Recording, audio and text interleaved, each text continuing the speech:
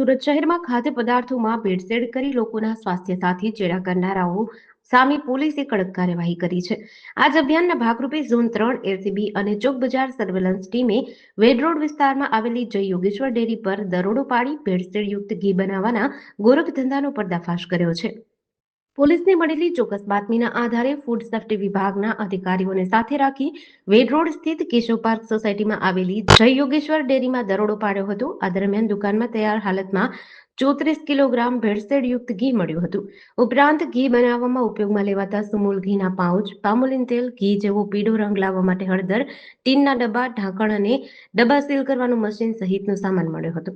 Food safety વિભાગ દ્વારા સ્થળ પરથી ઘીના નમૂનાઓ લીધા હતા.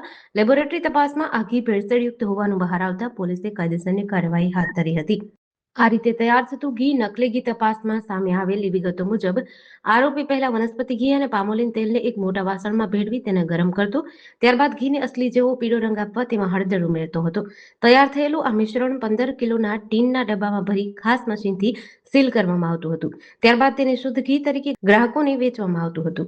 આ રીતે ગ્રાહકોને છેતરી તેમના આરોગ્ય સાથે ગંભીર ચેડા કરાઈ રહ્યા હતા. આ કેસમાં પોલીસે રાજેશકુમાર જગદીશભાઈ પટેલ, રહેવાસી Gopinath apartment, Keshav park society, Ved road, સુરતવાડાની ધરપકડ કરી છે.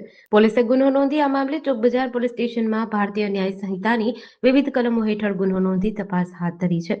જેડીસી ન્યૂઝ સાથે સુનિલ ગાજાવાલા, સુરત.